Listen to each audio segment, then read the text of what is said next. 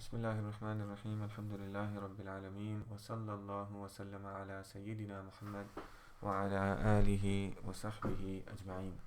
So he says وهو أي ما له قيام بذاته من العالم. So in the previous class we saw that العالم أعيان وأعراض, and then he defined the أعيان. He said والأعيان ما له قيام بذاته, and then he says وهو أي ما له قيام بذاته إما مركب وإما إما غير مركب. So it's either murakkab or it's not murakkab. Murakkab means it's composed. It means it's composed.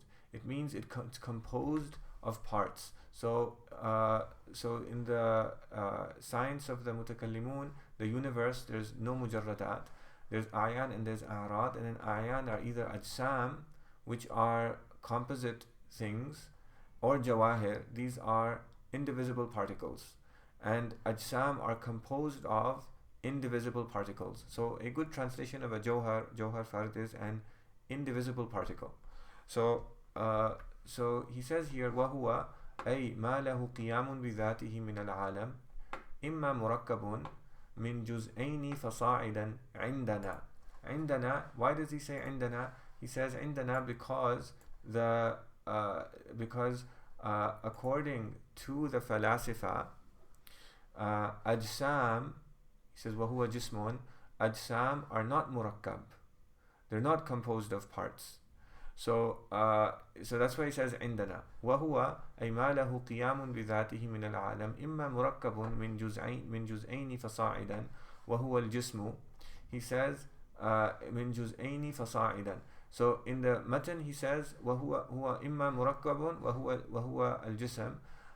He says من جزئين فصاعدا عندنا. So عندنا, I think actually, although I said that this is excluding the falasifa, it let me just see. عندنا وهو مذهب جمهور الأشاعرة. So actually that's better. عندنا over here means the جمهور الأشاعرة, most of the mutakallimun. So it's noteworthy that even though many of the ulama, they're identified as being Maturidis when they comment on this, but the Asha'ira, like, it's often synonymous with the mutakallimun. So even in the books, even in the books of Aqaid, they'll say and the Jumhur al-Asha'ira, meaning the mutakallimun. There wasn't really much of a distinction between the Asha'ira and the Maturidiyya. People now make a bigger distinction between them than there really is. And especially at the higher levels, they just merge. So and that's definitely what happens here. He says من جزئين فصاعدا عندنا يعني عند جمهور الأشاعرة. So according to most of the Asha'ira, jism is murakkabun min juz'ain. So what's a juz'? A juz' is something that is indivisible. It's an indivisible particle. So when you take two indivisible particles, then that makes a jism, according to the Asha'ira. He said that وَعِنْدَ الْبَعْضِ, some of these are positions of some of the Mu'tazila and of other Mu'tazila. He said لا بد من ثلاثة أجزاء ليتحقق الأبعاد الثلاثة. He says that according to some, you need at least three parts. You need at least three jawahir farda. So that three ab'ad. So what's intended by a bu'ad here is not a dimension, even though that's what he says. What's intended by a bu'ad is a line. So there's one line, two lines, three lines, and three lines make a plane. So the difference is basically whether a jism is constituted by just a line, or whether you need a plane, or whether you need something that is truly three-dimensional, and that happens when you have more than three lines. So what's intended by ab'ad here, a bu'd, this is you'll find this in the hashia. A bu'd is a divisible thing. They say a bu'd is imtidadun munqasim. Imtidad means a stretching that is divisible. So you need three ab'ad. He calls them, he says a'ni at-tula wal-'arda wal-'umq, height and width and depth. The author of An-Nibras, commentary on Sharh al-Aqaid, he said هذا اصطلاح غير معروف. calling these three ab'ad, these three lines, طول and عرض and عمق, is unknown, because that happens in a three-dimensional thing, whereas over here you only have a plane. He says وعند البعض, according to some of the mutakallimun. Remember, the mutakallimun, they include the Asha'ira, they also include the Mu'tazila. So according to some of the mutakallimun, he says min thamaniyati ajza, from 8. It's in order to have a jism, you need to have eight parts, 8 jawahir farda, to make something like a cube. He says ليتحقق تقاطع الأبعاد على زوايا قائمة. Zawaya qa'ima are right angles. So he said so that the all of the ab'ad, they can of a three-dimensional object, can intersect at right angles. So why is that needed to make a jism? I'm not sure. Not really relevant. We don't want to get into it. We want to understand this at a high level, not because it's not really practical anymore. He says that وعند البعض من ثمانية أجزاء ليتحقق تقاطع الأبعاد على زوايا قائمة, right angles. He says وليس هذا نزاعا لفظيا راجعا إلى الاصطلاح. So in the مواقف, عضد الدين الإيجي, he mentions these positions, and he says that this disagreement is a disagreement that's lafzi. What's a lafzi disagreement? It's a semantic disagreement. So according to Ibn al-Iji in al-Mawaqif, he says that this disagreement is that those who say you can have 2 jawahir farda side by side, you can have 3 jawahir farda side by side, and you can have 8 jawahir farda side by side. Everybody agrees that they can be arranged in this way. Then which one do you call a jism? Do you call this a jism? Or do you call this a jism? Or do you call this a jism? He says the disagreement is a semantic disagreement, because everybody agrees that they can be arranged in this way, but and then each one is calling each one a different thing. So he's saying it's not a true disagreement. There's really no true disagreement between them. So he says, but Taftazani says ليس هذا نزاعا لفظيا راجعا إلى الاصطلاح. Why?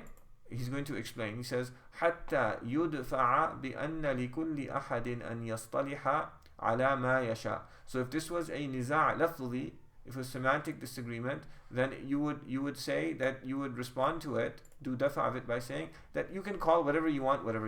Anyone can define anything to be a jism, whatever he wants. لا مشاحة في الاصطلاح. There's no disagreeing in terminology. He says that, but that's not the case. He says ليس هذا نزاعا لفظيا. What is it then? He says بل هو نزاع في أن المعنى الذي وضع لفظ الجسم بإزائه هل يكفي فيه التركيب من جزئين أم لا. He says the niza' is in, he says that there's a meaning. So he says that when we use the word jism, then I understand what it means, and you understand what it means, and other people understand what it means. Physical object, we all understand what it means. So we have this meaning within us, and so it's the same meaning. And we're saying that this meaning of physical object, this meaning of jism, which we all know what it means, this meaning, can it be achieved by 2 indivisible particles, or do you have to have 3, or do you have to have 8? So he says that's the way that's the disagreement. He says, and then he's going to give the ihtijaj. He's going to give the various proofs. Just a remark here. This kind of reasoning, and we'll see this as well when we come to the arguments for the existence or non-existence of the Jawahir Farda. This kind of argument, it makes an assumption that we no longer believe is true. The assumption that it makes is that things, physical objects, their properties are scale invariant. What does it mean, scale invariant? It means that the way invariant means, scale means whether they're big or small. Invariant means they don't change.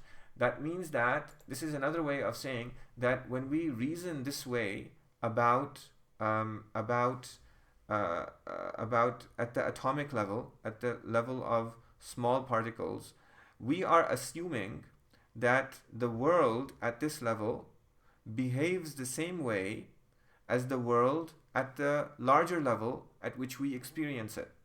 And we now believe that this is not the case. We believe that the world at the quantum level behaves in a completely different way than the way that it behaves at a larger level. So we cannot extrapolate our experience of the world at the level at which we experience it. We cannot extrapolate it down to the molecular level, down to the atomic level, down to the level of small tiny particles. So what does that mean? That means that the only way that we can understand what happens at that level is by doing various kinds of experiments and observing their results and trying to make sense of those results. And that's not what's happening here. What's happening here is that we're assuming that that this idea of physical object that we have in our minds based on our everyday experience of the world, this idea, if you get smaller and smaller and smaller and smaller and smaller, it's the same idea. The same thing works. And so this idea of scale invariance is a key thing that we need to keep in mind. And this is what makes a lot of these arguments outdated. And this is one of the key things that separate the way that we reason about the world at the low level, at the level of atoms, with scientific methods, and between the way that these people they reasoned. So with that in mind, we'll just read their ihtijaj and understand it. But keeping in mind that this is something that was valid in their times, and so we're just trying to understand it at a high level. It says ihtajja al-awwalun. Who are al-awwalun? He says al-awwalun are those who say that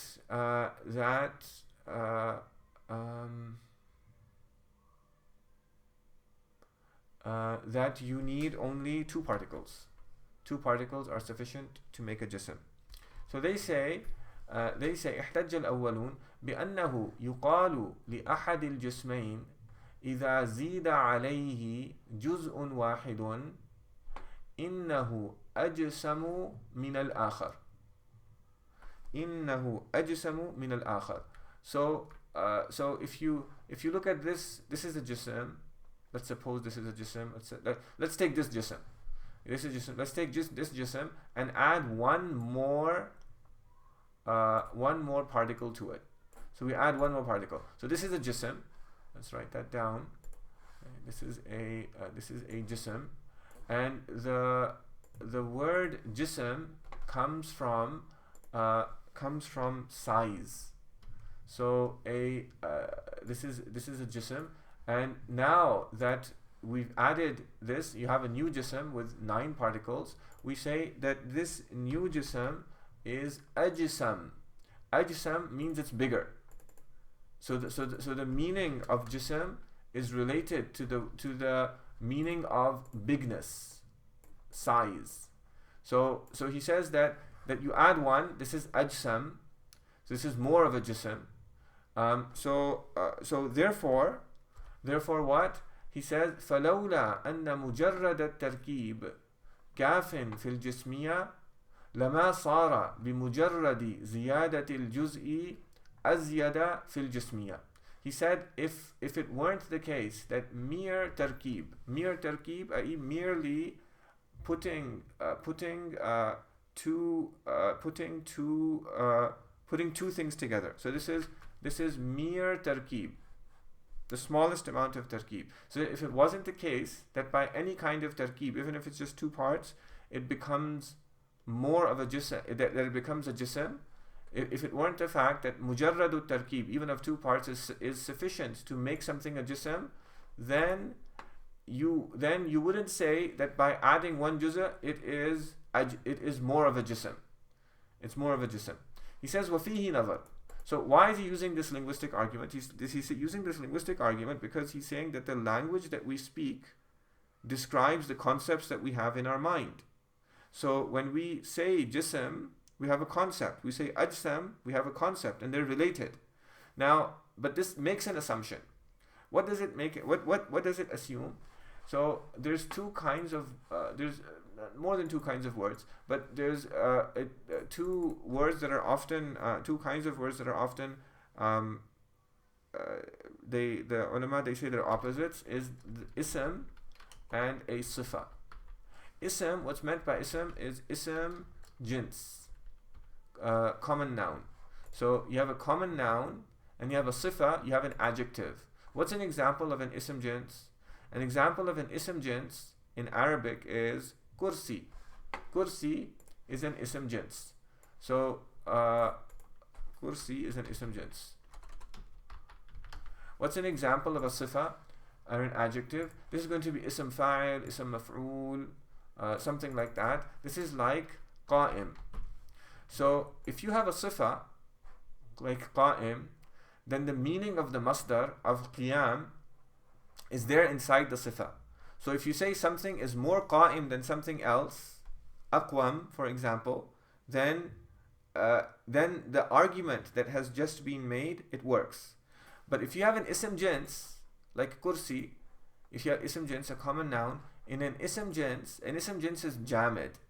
It's not mushtaq. What does it mean it's jamid? It means that it doesn't have the meaning of the masdar within it. It's just a thing. It doesn't have the meaning of karasa in it. So he's saying that when the word jism, when we use it in the meaning of physical object, the word jism is an ism jins. It's not a sifa. So it's an ism jins. It doesn't have the meaning of large size in it anymore. It just means physical object. Ajsam is a sifa. It's a sifa, and so you can't make that argument. He says وَفِيهِ نَظَرْ لِأَنَّهُ أَفْعَلْ مِنَ الْجَسَامَةِ بِمَعْنَى الضَّخَامَةِ, being big, وَعِظَمِ الْمِقْدَارِ, and having a large size. يُقَالُ جَسُمَ الشَّيْءُ أي عظم فهو جسيم وجسام فهو جسيم وجسام بالضم. He says وَالْكَلَامُ فِي الْجِسْمِ الَّذِي هُوَ اسْمٌ لَا صِفَةٌ. So he says that ajsam, this is what it means, but jism is an ism jins, it's a sifa. So this kind of argument can't work because it's not really describing what's happening in our minds, the concept that's in our minds. He doesn't indulge it anymore. He just gives an example, and so because he just wants to acquaint us with some of the kinds of arguments that are used, and we're getting acquainted. Before, we would probably go into, in an earlier time, hundreds of years ago, we would probably go into greater detail and see why they say this, to discover more about the real world. So we would because we would have believed a couple of hundred years ago that by doing this, it's useful because it gives us more knowledge about the real world. But now it doesn't. We believe it doesn't. So what's the point? There's no point. So so this is a jism. So he says that وَهُوَ إِمَّا مُرَكَّبٌ وَهُوَ جِسْمٌ. He says, he goes on and he says أَوْ غَيْرُ مُرَكَّبٍ كَالْجَوْهَرِ, like a jawhar. What's a jawhar? He says يعني العين الذي لا يقبل الانقسام لا فعلا ولا وهما ولا فرضا. So inqisam means division. So what's a jawhar? He says jawhar is a ayn. It's a thing that does not accept to be divided. It's indivisible. It's indivisible. So the arguments of the mutakallimun for the existence of a jawhar fard, they return to they're all based on this idea of scale invariance. That you take a stick and you divide it into two. And you divide it into two. You divide it into two. Can it keep going or not? And you assume that the world is the world is the same at the small level that it is at the large level, and then you reach some kind of conclusion. So they had arguments in which they showed that that it's not possible for a ayn to be divided without end, infinitely. He said, and so he said, so they said there must be a particle, an indivisible particle that cannot be divided. He said it cannot, لا يقبل الانقسام. لا فعلا means it can't be divided, it can't actually be divided. But not just fi'lan, he said ولا وهما ولا فرضا. Wahman and faradan, they mean the same thing. They're synonymous, they're mentioned for tawqeed. Some of the commentators, they give fine differences between the two. But in An-Nibras, he said they're synonymous, they're just mentioned for tawqeed. We're going to stick with that. What does wahman wa faradan mean? It means hypothetically. It means it can neither be actually divided, nor can it hypothetically be divided. Because you might reach a level of smallness in which you, because of your inability you're physically unable to divide it, because you don't have the tools to do it, because it's even thinner than the blade of a knife, and so there's no way you can cut it. But hypothetically, it is divisible. So he's saying here that a jawhar fard is something that is indivisible, both actually and hypothetically. It cannot be divided. It's actually and hypothetically indivisible. He says, وَهُوَ الْجُزْءُ الَّذِي لَا يَتَجَزَّأ.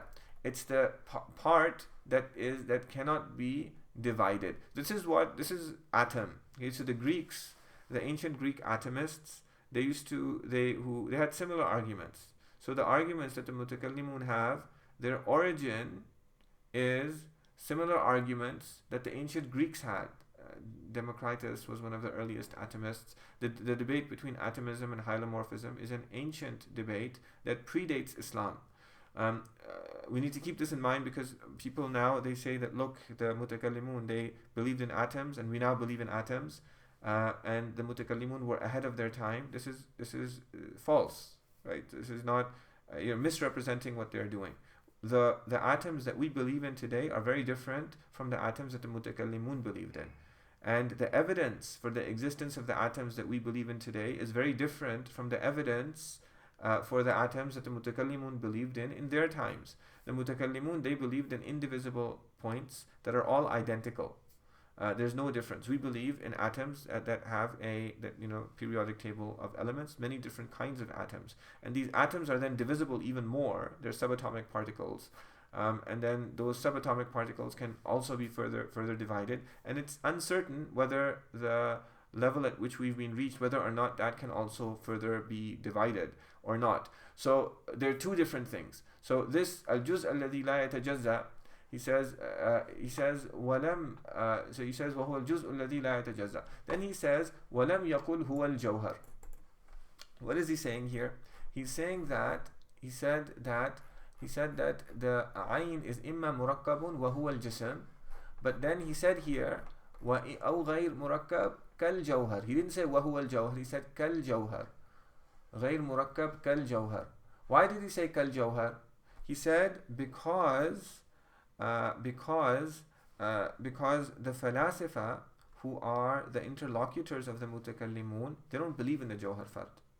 So if we said that the ayn is either a jism or a jawhar, and now we're going to show why a jism is created and why a jawhar is created, and that means that a jism is created, and that means that this is created, it began to exist. They're going to say, hold on. You can't go any further with your proof. You can't base anything off this proof, because from the beginning we don't accept that the universe is constituted by jawahir and is constituted by jawahir. So غير murakkab, that's so to avoid this mana', this is called a mana', hold on, we don't accept this division, to avoid this mana' from the mutakallimu, from the falasifa, an-Nasafi, he said kal jawhar, he didn't say wa huwa al-jawhar. He says وهو الجوهر, he says ولم يقل وهو الجوهر احترازا, in order to avoid عن ورود المنع إليه, from the wurud, i.e. it being targeted by a mana'. Mana' is a dialectic technique, by saying I don't accept this, and so you can't go any further with your proof. it's to not accept one of the premises in an argument, or it's to not accept a division, because often divisions, they are the first step of an argument. You say the universe is either this or this or this. This began to exist, this began to exist, this began to exist, therefore the universe began to exist.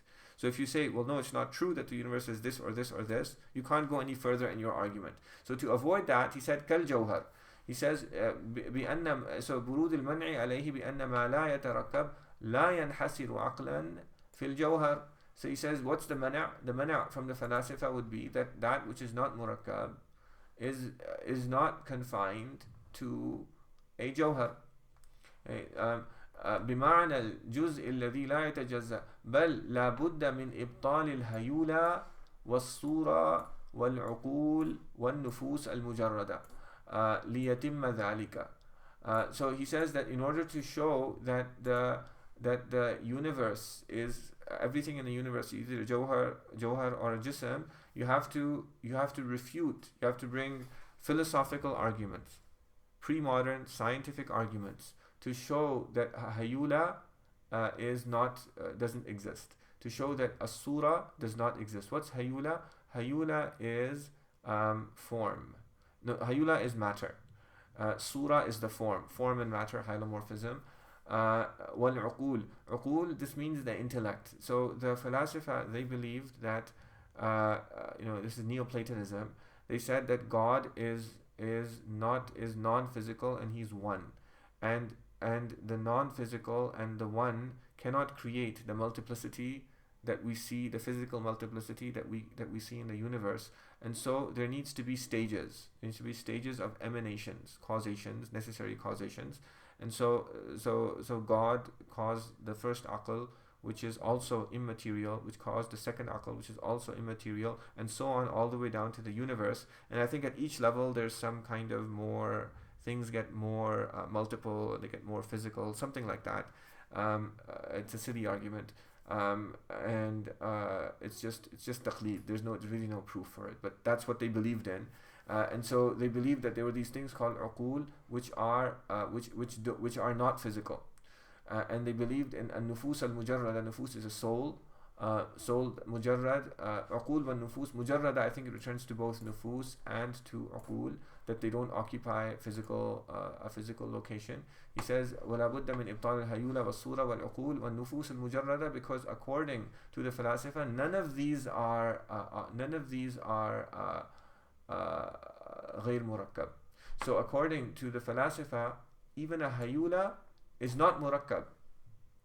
Hayula and surah, physical objects, they're not murakkab, because things don't come into existence by being composed of smaller things. So hayula is matter, is not murakkab in this way.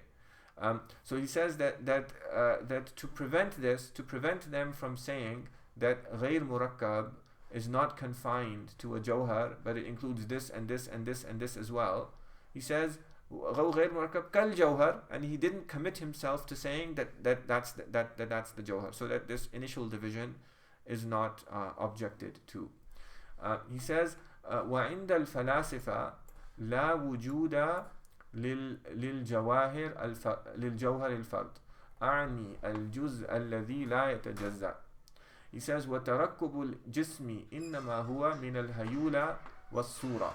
So according to them, that a jism, a physical object, is composed of a hayula and a surah, and it's not composed of, and these hayula and surah, they come together.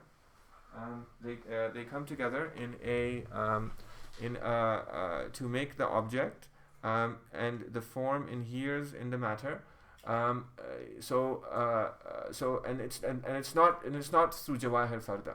He says وأقوى أدلة إثبات الجزء أنه لو وضع كرة حقيقية على سطح حقيقي لم تماسه إلا بجزء غير منقسم، إذ لو ماسته بجزئين لكان فيها خط بالفعل فلم يكن كرة حقيقية.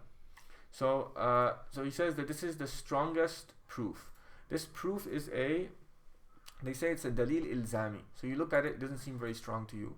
But the reason why it's so strong is because he's trying to use the the the things that the falasifa commit themselves to, he's trying to use it against them.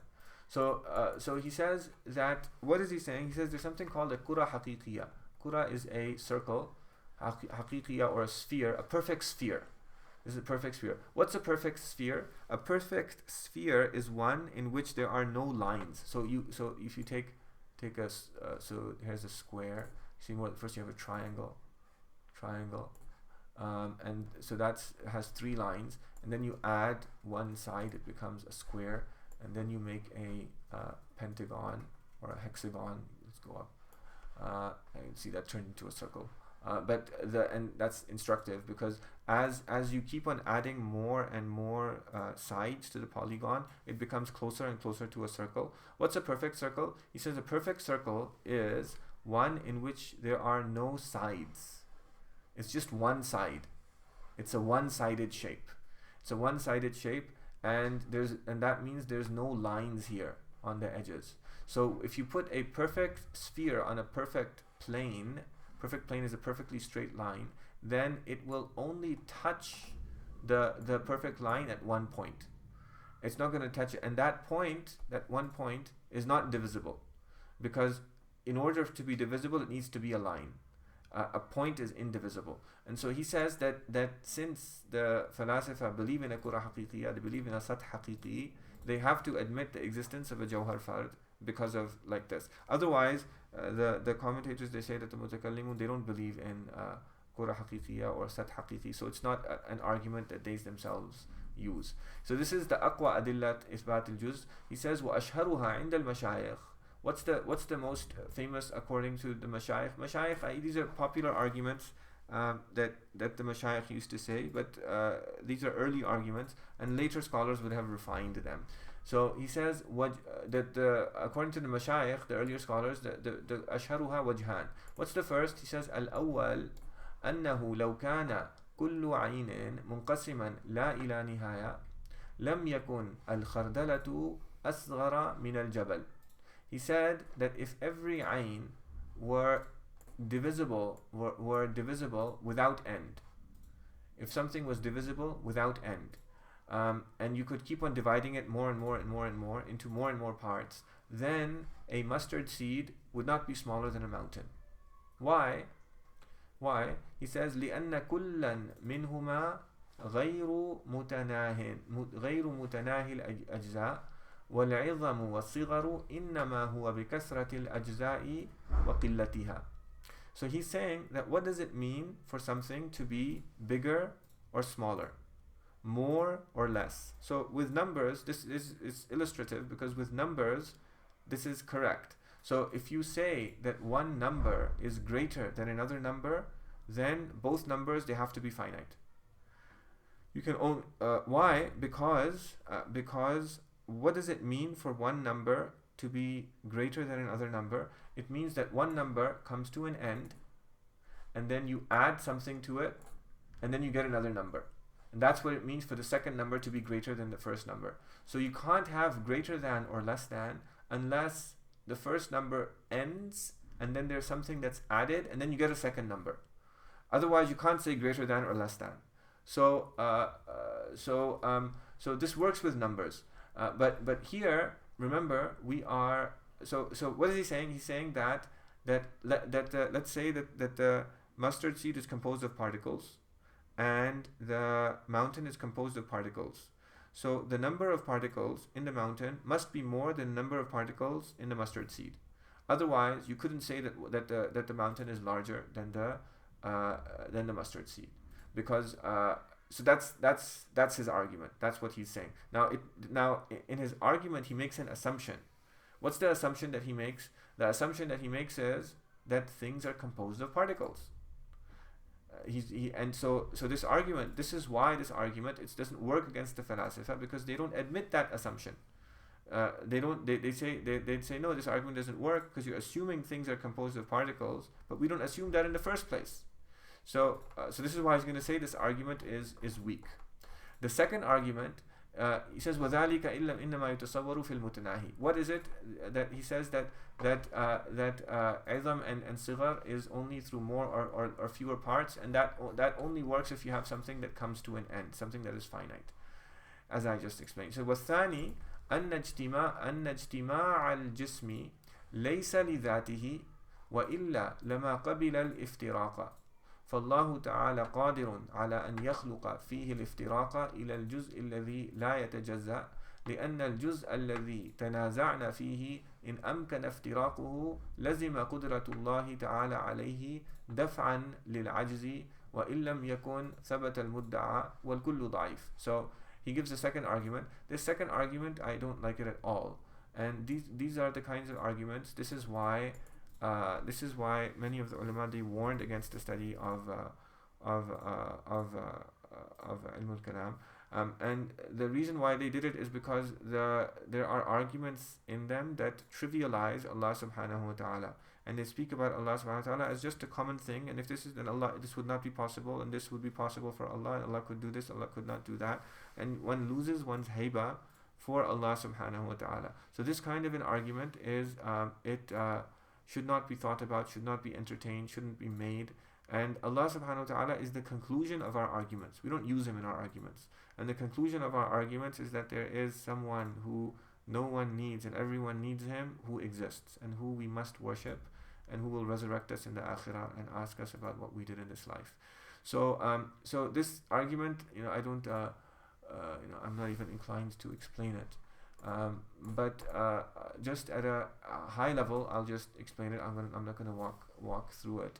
But this argument, first of all, is also problematic. That's another reason why it's not worth explaining, because it doesn't work anyway. It also assumes that there is a particle that cannot be divided. So he says that so you have something called ijtima' and iftiraq. Ijtima' is multiple parts coming together, composition. Iftiraq is division. So composition and division. So he says that things, first thing he says is that things are composed and their composition isn't intrinsic to them. Why is it intrinsic to them? Because otherwise you could not divide them. Therefore, it's something that's mumkin. So this is useful. So we can. This is why we say that the blueness, for the sky to be blue, is not necessary. Why? Because at night it's black. So if something is necessary, then it doesn't change. So if something changes, it's clear evidence that it's not necessary. And this is a common Quranic argument. This is why Allah subhanahu wa ta'ala says, "Inna fi ikhtilafi al-layli wan-nahar."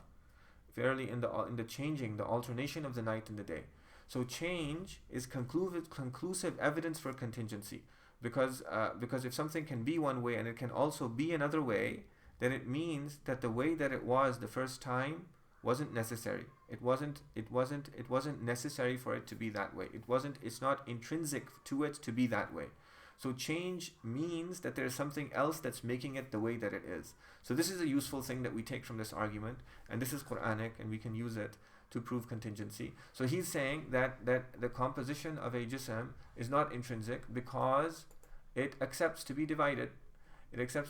So that means that it's a mumkin thing, it's a possible thing. Therefore, since it's something that's mumkin, it enters into the sphere of the qudra of Allah subhanahu wa ta'ala, because the qudra of Allah subhanahu wa ta'ala relates to every mumkin thing. He says, فَاللَّهُ تَعَالَى قَادِرٌ عَلَى أَنْ يَخْلُقَ فِيهِ الْإِفْتِرَاقَ إِلَى الْجُزْءِ الَّذِي لَا يَتَجَزَّأ. He says, and then Allah subhanahu wa ta'ala is able to divide it until it reaches the part that cannot be divided. Why?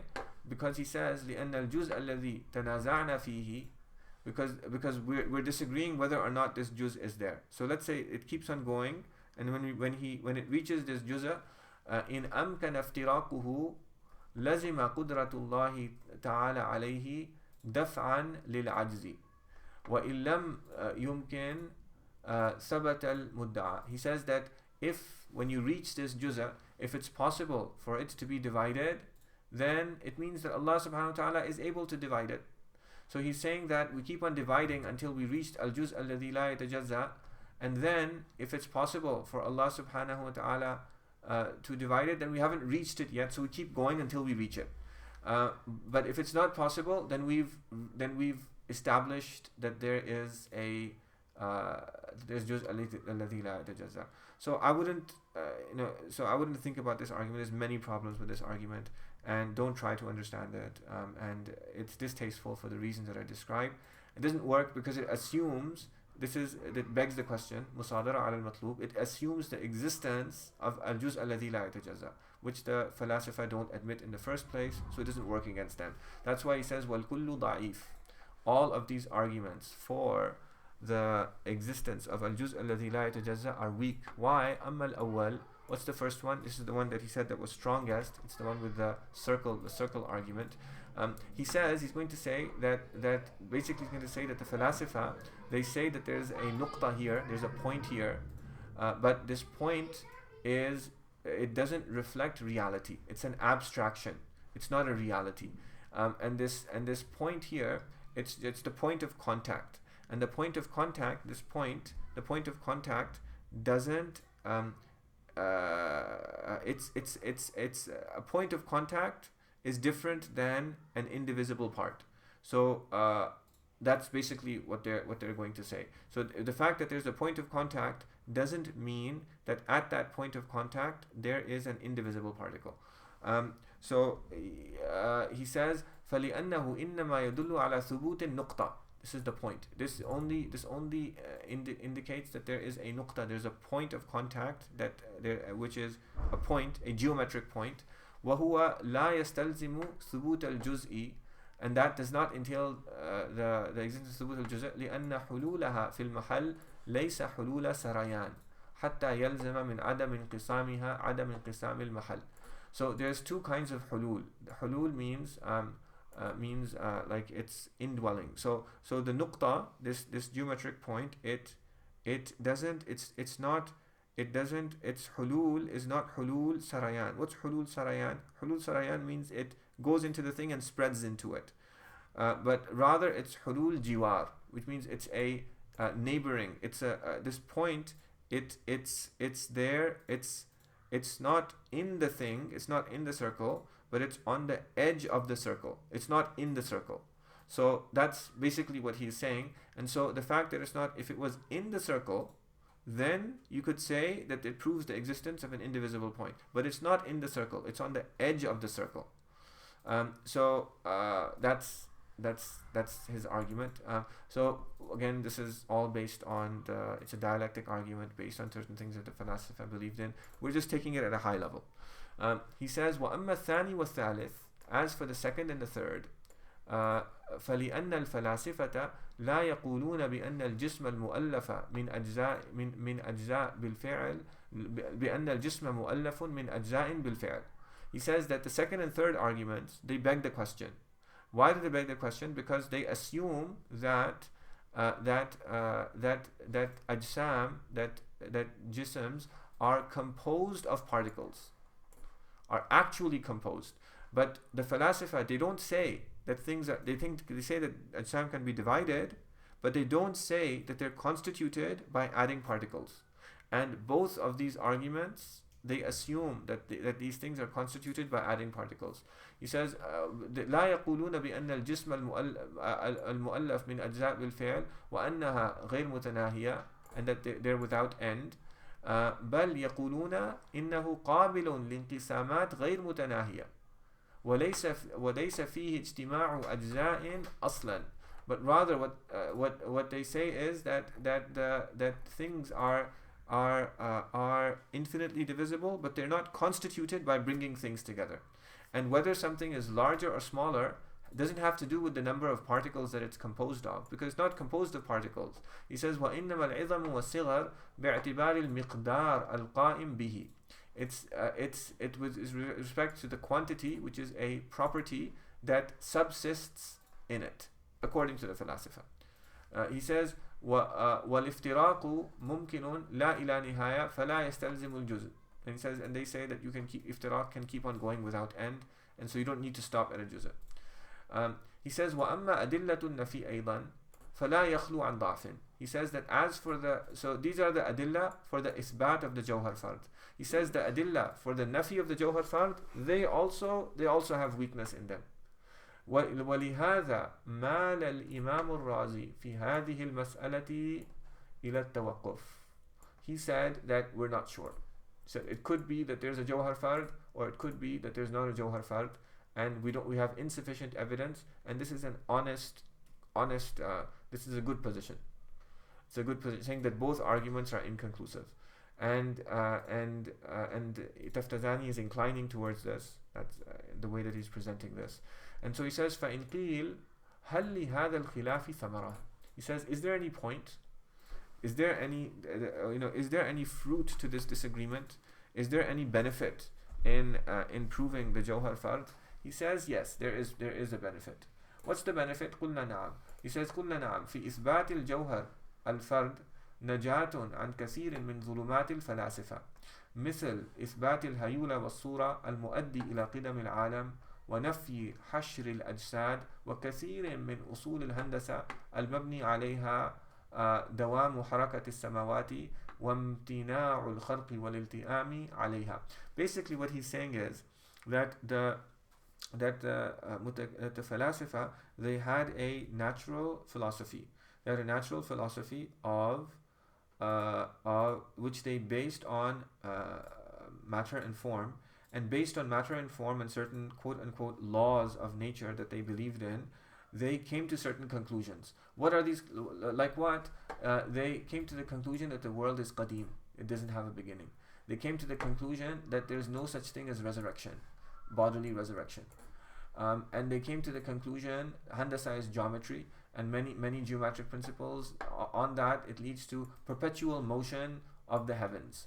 What's perpetual motion of the heavens? Heavenly spheres. So they believed they had a geocentric model of the universe, the Falasifa. They said the earth is at the center, everything is rotating, and when the stars are actually stuck in concentric circles that are rotating around, and this rotation is perpetual and it never ends, and that's why we have time. Time is related to the motion of celestial bodies. So we've always, this is intuitive in some way because we count time by looking at the moon, looking at the sun. This is how we've done it, and so that's what they said.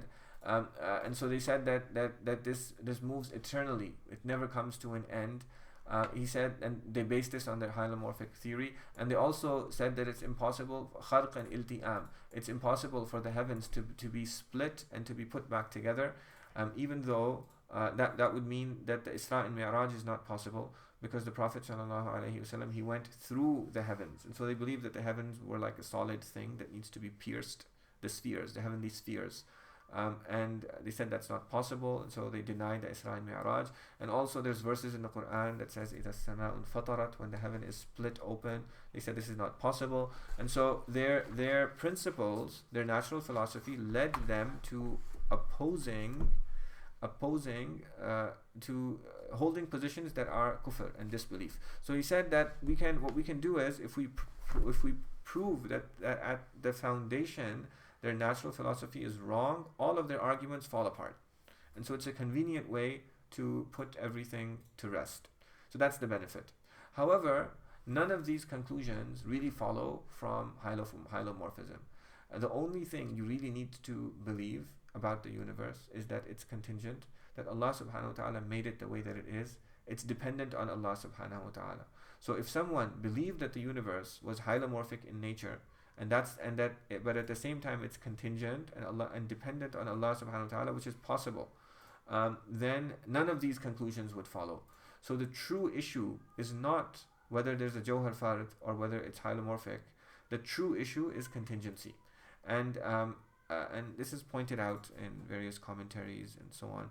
But nevertheless, this is why historically the argument for the indivisible atom particle was such an important part of the books of Kalam, and this is what Taftazani is explaining here. وصلى الله على سيدنا محمد وعلى آله وصحبه وسلم.